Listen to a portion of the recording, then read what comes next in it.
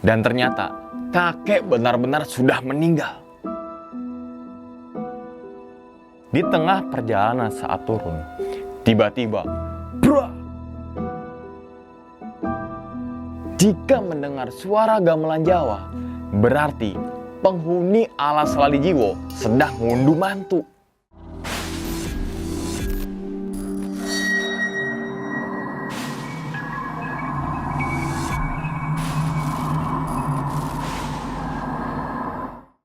Kemudian, Pak Andik melepaskan tangannya si Mamat dan langsung mengulurkan tangannya ke arah si Wahyu. Wahyu pun mengulurkan tangannya dan memegang tangan Pak Andik dengan rasa takut. Tangan Wahyu ini langsung digenggam erat dan sampai terasa sedikit sakit tuh teman-teman semua. Jenengmu sapa ndu? Aku Wahyu, Mbah. Mati yo ndu. Kowe wis mengganggu papan panggonan kene. Maaf, Mbah. Saya ganggu gimana ya? Kowe enek ning kene iki wis gawe perkara. Enek penghuni kene sing seneng karo kowe. Arep melu ning awakmu. Kowe iki aslinya ayu. Nanging awakmu iku regep. Kowe kudu diruwet ning sendang maghrib. Engko melu wae bocahku Andik. Ben diruwet diresiki awakmu ning Makutaromo. Nggih, Pak. Yo wes, nek ono aku tak pamit. Kowe engko melu Andik. Lalu, Pak Andik melepaskan genggamannya si Wahyu. Dan saat itu juga, Oji, Mamat, dan Wahyu langsung mencium tangannya Pak Andik tuh. Kemudian, Pak Andik melakukan gerakan seperti narik nafas tuh. Dan kemudian memukul dadanya. Setelah itu, Pak Andik ngomong seperti semula. Lek, mau Eyang Semar ngomong opo? Katanya, teman saya, Pak, yang namanya Wahyu ini harus diruat di Makutaromo. Karena ada yang ikutin, Pak, jawab Oji. Iya, Pak, katanya badan saya tuh kotor. Maksudnya gimana ya, Pak? Tanya Wahyu ini dengan wajah takut bercampur bingung. Yoning joro awakmu iku enek isine le. Mendengar jawaban dari Pak Andik, Wahyu pun jadi kepikiran apa yang ada di dalam badannya. Setelah itu, Pak Andik bangun dan berjalan menuju ke pos Makutoromo. Dan Wahyu, Mamat, serta Oji ngikutin Pak Andik yang jalannya agak cepet tuh. Trek dari pos Eyang Semar menuju ke pos Makutaromo. Jalurnya ini terus menanjak dan berbelok tuh. Dan sekitar 30 menit berjalan, sampailah mereka di pos Makutaromo. Pos Makutaromo ini berupa pelataran yang luas ya, dan ada sebuah pundan berundak yang berada tepat di tengah-tengahnya. Kibaran bendera berwarna hijau tampak menghiasi pundan tersebut. Sesaji dan dupa berderet mengelilingi pundan yang tampak sangat digerahmatkan ini. Konon katanya, pada zaman dulu, Dewa Wisnu ini sering melakukan pertapaan di pundan ini. Dan di tempat ini juga adalah tempat turunnya Wahyu Makutaromo. Nah, Wahyu Makutaromo adalah wahyu yang akan diturunkan dari langit untuk bekal raja. Untuk apa sih? Yaitu untuk mengatasi kondisi negara yang sedang mengalami bencana dan malapetaka. Saat itu, Wahyu masih penasaran dengan ucapan Pak Andik yang mengatakan badannya itu kotor. Lantas, Wahyu pun menanyakan hal tersebut kepada Pak Andik tuh. Yoning jero awakmu iku enek isine ndu. Iki diisine sorok mbahmu atau sokok moyangmu biyen. Goro-goro iki ning kene enek sing arep melu kowe. Mergo nyengi kowe. Mendengar ucapan dari Pak Andik, seketika Wahyu teringat dengan kakeknya yang meninggal beberapa waktu yang lalu. Ini sedikit flashback ke belakang ya teman-teman semua ya. Saat beliau masih muda, ternyata pernah mempelajari ilmu kejawen. Dan kakek Wahyu sendiri pernah mengalami mati suri. Ketika sedang menunggu waktu mau dimandikan, kakek Wahyu ini tiba-tiba bangun dan jalan ke arah kamar mandi tuh. Disitulah semua orang yang nyelawat pada bingung melihat kejadian tersebut. Dan setelah mengalami mati suri, kakek Wahyu menjadi sedikit aneh. Kakek si Wahyu ini selalu ngomong yang aneh-aneh teman-teman semua. Bisa dikatakan seperti itu ya. Beliau meminta Wahyu untuk menjaga teman-temannya. Dan 6 bulan kemudian, setelah mati suri itu, Wahyu mendapat kabar dari adiknya kalau kakeknya itu meninggal. Saat itu, Wahyu sedang merantau di luar kota. Wahyu pun gak buru-buru langsung pulang tuh. Karena takutnya kakeknya ini hidup lagi. Lantas, Wahyu nelpon lagi tuh adiknya. Dan ternyata kakek benar-benar sudah meninggal. Kembali lagi ke cerita si Wahyu nih saat pendakian. Saat itu, Wahyu menceritakan hal tersebut ke Pak Andik dan Pak Andik ini ngomong, Yo, berarti mbahmu kowe sing ngeseni. Aku iki ngesakna karo kowe. Iki urung wayahe barang wis diiseni. Nek tak delok, kowe wis diiseni pas isi ning jero kandungan. Saiki ditambah meneh. Untung kuat. Lan nek ora iso edan kowe. Saiki ayo ning aja kono. Engko sore arep maghrib tak ruwet. Akhirnya, mereka bertiga pergi ke arca yang dimaksud oleh Pak Andik.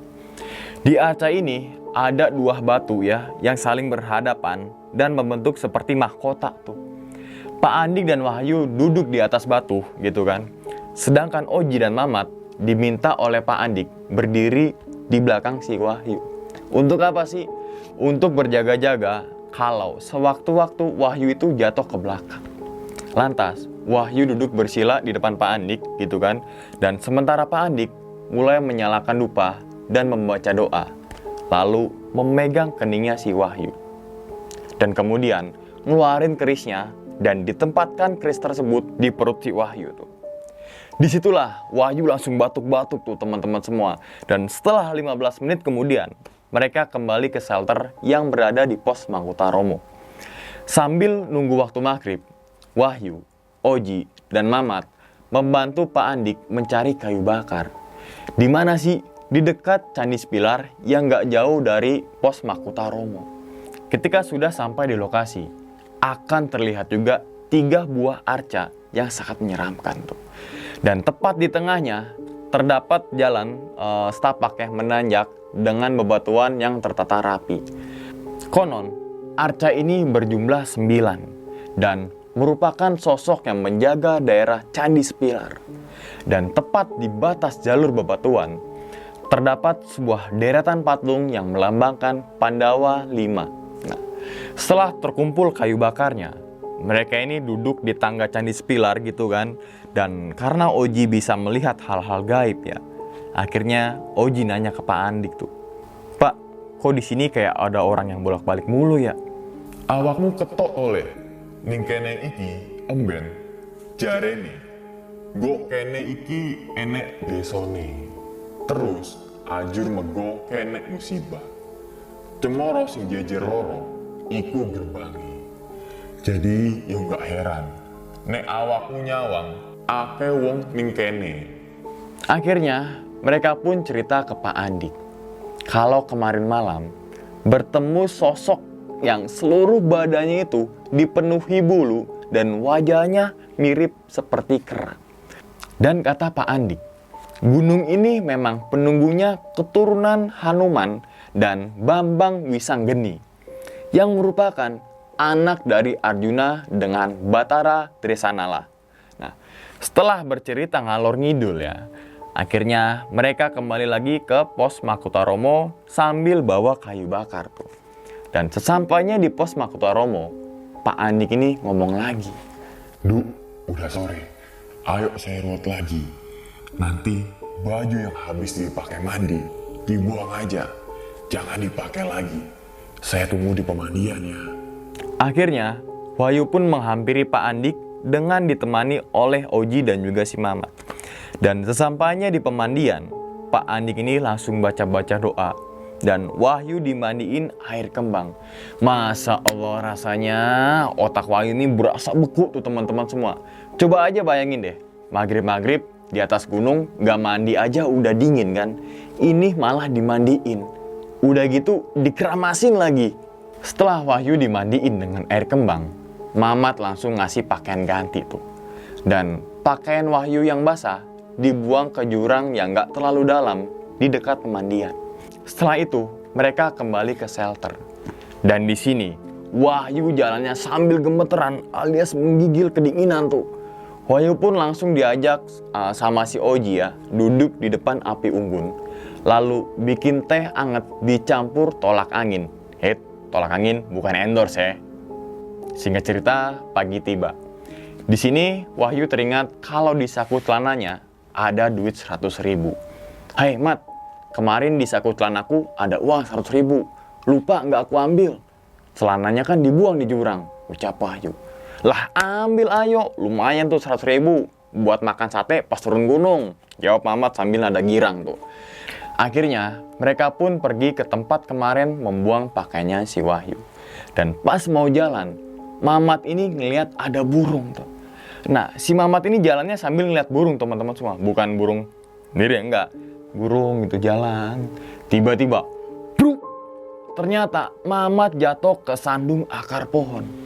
Di sini Wahyu langsung ketawa tuh. Biasa ya namanya teman kan, ketawain dulu baru tolongin gitu kan.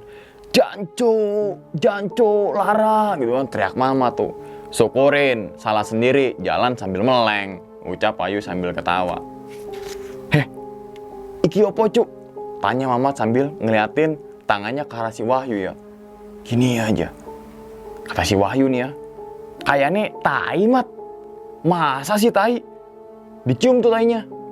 Lah iya bener tai, ucap Mamat sambil nyium tangannya tuh. Dan ternyata Mamat nyandung akar pohon dan kemudian tangannya nyeblek tainya orang. Saat itu Mamat langsung mencuci tangannya di dekat lokasi pemandian si Wahyu gitu kan. Dan setelah cuci tangan, Mamat langsung nyari celana Wahyu yang dibuang kemarin dan nanya, lah kok celananya nggak ada, cuma ada bajunya aja nih. Mungkin dibawa sama monyet kali, jawab Wahyu tuh. Akhirnya mereka pun balik lagi ke shelter dan bersiap-siap menuju ke puncak Gunung Arjuno. Saat itu mereka hanya membawa beberapa makanan ringan dan juga air. Ternyata Pak Andik juga mau ikutan ke puncak Gunung Arjuno untuk berdoa. Singkat cerita saja, mereka berempat mulai melakukan perjalanan dari pos Mangkutaromo menuju puncak. Nah, sampailah mereka di Candi Sepilar, tempat di mana kemarin sore itu nyari kayu bakar dan duduk di tangga. Candi Sepilar ini dikawal oleh 9 arca yang menggambarkan raksasa yang sedang mengawal Pandawa. Saat melewati tangga Candi Sepilar, suasana itu begitu angker dan menyeramkan. Sangat terasa sekali gitu teman-teman semua ya. Dan akhirnya mereka ini terus berjalan di antara patung-patung buto tuh. Tahu gak patung-patung buto? Jadi kayak gede gitu, bawa kampak gitu kan. Katanya sih di Candi Sepilar ini terdapat pasar setan atau pasar Dieng, seperti halnya di Gunung Lawu dan juga Gunung Merbabu. Akhirnya mereka lanjut jalan menuju arah kanan dan menyusuri bukit. Dan singkat cerita aja teman-teman semua, sampailah mereka di Candi Wesi. Di sini terdapat 3 arca Pandawa. Dulunya ada 5 arca atau 5 patung. Namun patung Nakula dan juga patung Sadewa hilang dicuri oleh orang yang tidak bertanggung jawab. Dan pada bulan Suro, tempat ini banyak didatangi oleh penganut kejawen. Konon untuk memohon doa bagi keselamatan hidupnya. Singkat cerita, sampailah mereka di Candi Manggugale Suci. Candi ini hanya sebuah batu yang ditatap, seperti pondasi yang atasnya itu terletak sebuah marmer yang bertuliskan huruf Jawa. Dan di bawah candi ini bertuliskan Sura Dira Jadiningrat Lebur Dining Pangusti. Yang artinya adalah kejahatan pasti akan kalah oleh kebaikan. Dari Candi Manunggale Suci berjalan ke arah Bukit Terjal di antara pohon-pohon pinus. Jalan setapak yang berada di pinggiran jurang berbatu dan deru angin kencang serta kabut menambah seramnya suasana tuh. Nah, di sini posisi Wahyu dan Pak Andik berada di depan atau berada duluan gitu kan, sedangkan Oji dan juga Mamat tertinggal jauh dari belakang. Saat itu Oji teriak tuh dari belakang, "Oi, Wahyu, tungguin. Nah, ayo tungguin aku di sini," gitu kan. Jawab Wahyu sambil teriak juga tuh. Akhirnya Wahyu nunggu Mamat dan Oji di pinggir jalur sambil duduk. Dan sedangkan Pak Andi nih ya masih terus berjalan. Di sini Wahyu heran teman-teman semua. Kok Pak Andik jalannya bisa secepat itu ya? Padahal kan treknya tuh nanjak. Ditambah lagi sudah berumur gitu. Dan setelah nunggu beberapa menit, Oji dan juga Mamat tuh sampai. Nah, dan mereka pun langsung melanjutkan perjalanan menuju ke puncak. Ngopi dulu, seret.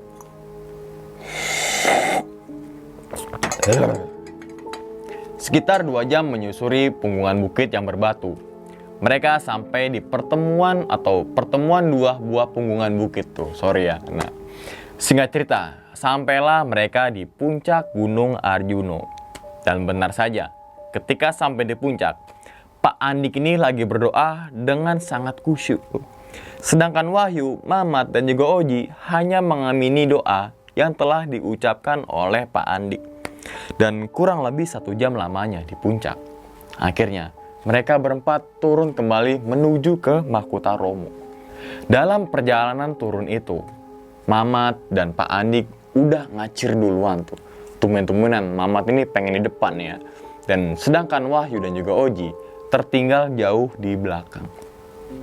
Waktu sudah menunjukkan di jam 4 sore.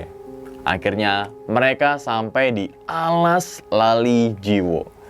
Menurut ahli spiritual, Alas Lali Jiwo adalah hutan yang angker yang dipenuhi oleh jin. Menurut kepercayaan setempat, ketika ada orang atau pendaki yang mempunyai niat jahat, jika melewati daerah tersebut, akan tersesat dan lupa diri. Dan di hutan ini juga kadang terdengar suara gamelan Jawa. Konon katanya, jika mendengar suara gamelan Jawa, berarti penghuni Alas Lali Jiwo sedang ngunduh mantu. Sesampainya di Alas Lali Jiwo, tiba-tiba Wahyu dan Oji itu merinding sekujur tubuh. Kabut pun perlahan-lahan turun. Dan mereka langsung mempercepat langkahnya agar bisa nyusul Mamat dan juga Pak Andik. Singkat cerita, di jam setengah 6 sore, sampailah mereka di pos Mahkota Romo. Di sini, mereka langsung packing dan memutuskan untuk turun ke base camp. Dan setelah selesai sholat maghrib ya, mereka ini langsung turun. Namun, mereka sempat ditahan oleh Pak Andik. Karena Oji harus segera balik ke Semarang dan juga Mamat besoknya itu harus kerja gitu kan. Akhirnya mereka putuskan untuk turun di malam itu juga. Perjalanan turun pada malam hari dan melewati situs-situs. Rasanya itu mantap. Jangan diedit. Rasanya itu tegang mulu teman-teman semua.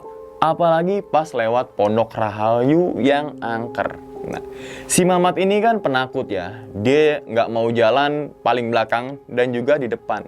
Jadi Mamat minta ini posisinya berada di tengah tuh. Jadi depan ini si Wahyu dan si belakang itu si Oji. Nah, di tengah perjalanan saat turun, tiba-tiba, Wahyu jatuh karena berhenti mendadak tuh. Di sini Wahyu ngelihat ada bayangan hitam melintas di depannya. "Kamu nggak apa-apa kan Yuk?" tanya Oji tuh. "Nggak apa-apa Ji, biji." Itu tadi ada apa ya? Tanya Wahyu gitu kan. "Nggak apa-apa kok, mereka baik, nggak ganggu kita. Mereka cuma ngawasi kita aja," jawab Oji. Nah, karena si Mamat ini penakut dan penasaran, dia nanya lagi tuh ke si Wahyu. "Kalian lihat apa sih teman-teman? Lihat apa sih kawan?" gitu kan. "Wes ayo melakukan maneh Mat," ujar Oji. Nah, akhirnya mereka melanjutkan perjalanan dan sampailah di petilasan Eyang Semar. Di sini mereka ketemu rombongan lain yang berjumlah 5 orang. Lagi ada di dalam shelter. Mereka bertiga pun ikut gabung dan beristirahat di dalam shelter tuh. Nah, Wahyu mengira rombongan 5 orang itu adalah pendaki. Ternyata para peziarah yang lagi nyepi. Di sini Wahyu, Mamat, dan juga Oji diberikan makanan oleh para peziarah tersebut. Beberapa menit kemudian, mereka bertiga pamit untuk melanjutkan perjalanan lagi. Nah, dan ketika sesampainya di pos 2, mereka bertiga merasakan merinding semua. Di pos 2 ini, mereka tidak istirahat dan langsung blablas turun menuju ke pos 1. Nah, dan di pertengahan perjalanan dari pos 2 menuju ke pos 1, Oji ini tiba-tiba lemas dan udah gak kuat jalan tuh. Yang Oji rasakan pada saat itu adalah ranselnya semakin lama semakin berat, seperti beban hidup. Akhirnya mereka beristirahat di sebuah kebun kopi tuh. Dan saat istirahat itu, Wahyu dan Oji tukeran ransel karena tas Wahyu ini lebih ringan, karena nggak mungkin tukeran nasib. Dan ternyata benar, semakin lama ranselnya si Oji ini semakin berat. Dan singkat cerita, sampailah mereka di pos 1 atau pos Goa Ontobogo. Di pos ini mereka gunakan untuk beristirahat sambil baca-baca doa yang mereka bisa. Dan secara sekejap, tas Oji kembali normal tuh, yakni gak berat lagi. Dan setelah dirasa istirahat ini sudah cukup, akhirnya mereka melanjutkan perjalanan lagi menuju ke base camp. Dan singkat cerita aja teman-teman semua ya, karena gue udah capek bercerita. Sesampainya di base camp, mereka numpang bermalam dan kemudian di keesokan paginya langsung pulang. Singkat cerita lagi, karena gue udah capek, pagi tiba nih. Mereka sarapan terlebih dahulu, lalu kembali ke rumahnya masing-masing. Dan sesampainya Wahyu di kosan, ternyata celana yang dia pakai untuk keluar ada di jemuran tuh.